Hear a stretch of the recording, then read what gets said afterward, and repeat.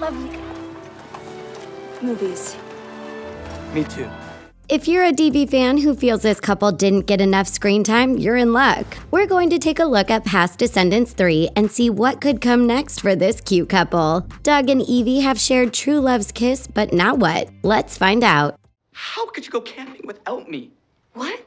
In most classic Disney movies, we catch a couple fall in love, even though their courtship tends to be a little fast by modern standards. Come on, Ariel, did you really have to give up your voice for a dude you'd never even talked to? After two characters share a meaningful kiss, they presumably live happily ever after, until they get a straight-to-video sequel that's nowhere near as good as the first film. Like many great Disney romances, Evie and Doug experienced true love's first kiss, and then their story as we know it so far came to an abrupt end during Descendants 3. If you're a DV fan, then you know we didn't get anywhere near enough content of this sweet couple over the course of the franchise. While Mal and Ben got to enjoy their royal engagement, Evie and Doug's fates were left much more ambiguous. You were pretty great in there.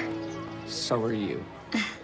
While they may not be in a rush to get married, we can definitely see it happening for them at some point, and you can imagine what an epic wedding Evie would plan. Yes, she learned over the course of the movies that she doesn't have to be the fairest of them all, but that doesn't mean she doesn't love to look gorgeous. Evie loves to sew and design her own clothes. Look at the shoes. Look at them. Severe. And even has her own clothing brand. Maybe Evie's Four Hearts will be rolling out a bridal line at some point in the near future. And since she's been applying blush before she learned how to talk, she could save some serious cash by not having to hire a makeup artist to do her day of face. Don't worry, we know wedding days aren't just about the bride. While Doug may not be overly interested in floral arrangements or even his own wedding day attire, there is one thing he'll probably have input on: the music. We have a feeling the Descendants cast would dance the night away to the Dragon Slayers if Doug is put in charge of the entertainment for the evening. Evie's mother may be the evil queen, but she's still a queen, so we expect this affair to have all the glitz and glamour of a real-life royal wedding. Would Evie choose a subtle, sophisticated style like real-life royal Meghan Markle, with a stunning glittery tiara, of course? Honestly, the only impediment we see to Evie and Doug getting married is trying to figure out the guest list. Wow. No wonder people work. Of course, they both have plenty of friends, but it's their families that may end up giving them trouble. Even if you're not exactly a Disney buff, you probably know that the evil queen and the seven dwarfs don't exactly have the best history together. What with Evie's mom giving their friend Snow White a poisoned apple and all. She and Mal's mother, Maleficent, are besties. Like my waistline. Like the magic wand. Hello. But would the evil queen be able to celebrate her daughter being the fairest of them all on her wedding day? According to Evie, her mom isn't exactly a barrel of laughs, and we could definitely see some awkwardness between the bride and groom side of the wedding. They'll just have to make sure everyone is seated far, far away from each other during this reception. We're eager to see Evie's take on bridal style, but even her friends may have trouble keeping up. In the real world, Pretty Little Liars star Troian Bellisario admitted to having anxiety over the outfit she wore to the wedding of Meghan Markle and Prince Harry. Apparently, wearing a fascinator isn't as easy as it looks, even though it does lend a glamorous aesthetic to an event. The Descendants have overcome so much over the course of the series. Will the next big challenge Mal and Jane face be pulling off a suitable outfit for Evie and Doug's wedding? At the end of Descendants 3, Mal removed the barrier between Auradon and the Isle of the Lost and put up a bridge instead. And it's time that we take the barrier down. Forever. So these two communities, which have had a contentious relationship for so long, will be merged together, and this is definitely going to shake things up. There will undoubtedly be a lot of people who struggle to adjust with the changes, which is something Evie went through in the first movie. Hi-ho. Evie, evil queen's daughter. She started out being a little bit vain and shallow, but overcame that incredibly quickly. She's always been able to win people over with her charming personality, so it's possible that she could help other characters adapt to the changes they're experiencing. We have a feeling Evie and Doug will stick to Auradon, at least for now, and could help some citizens of the Isle of the Lost acclimate to their new lives. Doug once said that if Evie's business keeps growing, I think in the next few years, you could buy that castle you always wanted. so we have a feeling these two will have an amazing home together. We all know that Evie is an incredibly talented designer with a serious creative streak, and she's received a lot of help from her friends over the course of the series. So it might be time for her to give back and teach others how to create their own clothes and develop their own sense of personal style. Evie's learned she's a lot smarter than she once thought, so we'd love to see her become a teacher and help other kids learn the same lessons she experienced when she moved to Oregon. Is this fabulous? Hand me the glue gun. One of the many reasons we love Doug and Evie together is because they make a great team. Even for someone as talented as Evie, running a business isn't easy, and we've seen Doug help her out and grow her business. In Descendants 2, he did some logistics work for Evie's clothing line, and we can definitely see him continuing to support her since the two of them make such a great team. He knows Evie is more than just a pretty face, and she knows how smart, loyal, and dedicated Doug is, which makes them great romantic partners and great business partners too. Not a lot of there.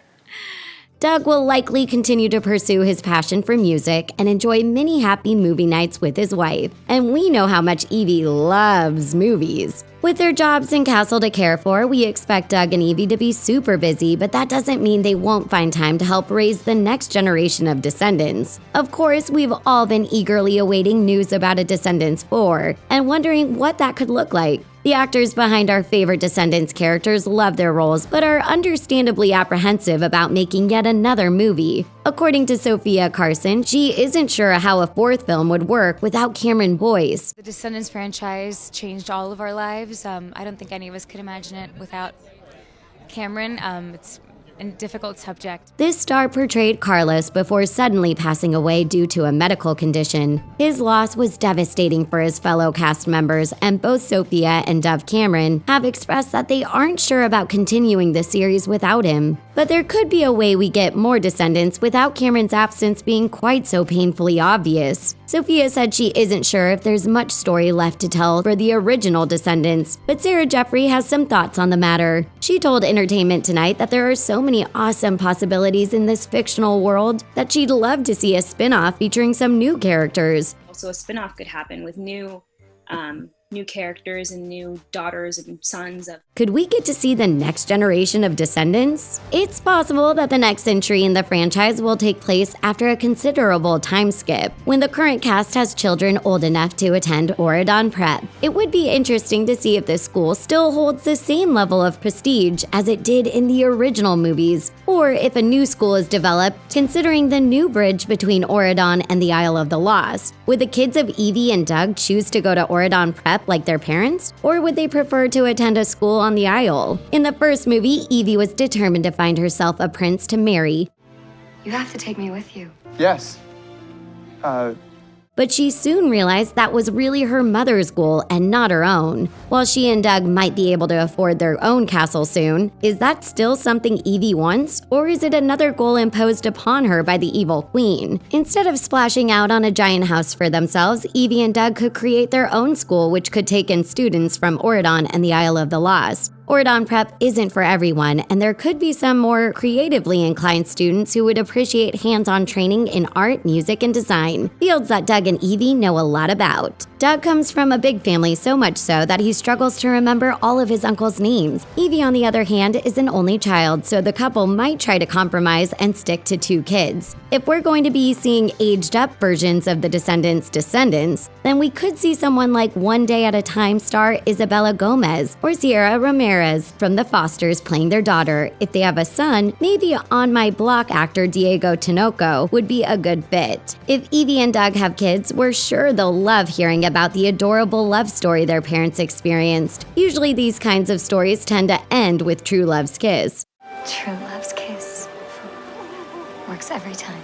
But this was just the beginning of their lives together. When Evie first traveled to Oregon, she was party to the villain's evil scheme to release those on the Isle of the Lost by getting the fairy godmother's magic wand. And she had her own mission, to find a prince. But before long, she realized that Chad Charming was, well, less than charming. She ended up falling for Doug, who stuck up for her and saw right away how smart, talented, and caring she could be. Evie said Doug helped her realize that she's more than just a pretty face, although she certainly has one of those too. For the first time, it's like I'm more than just a pretty face.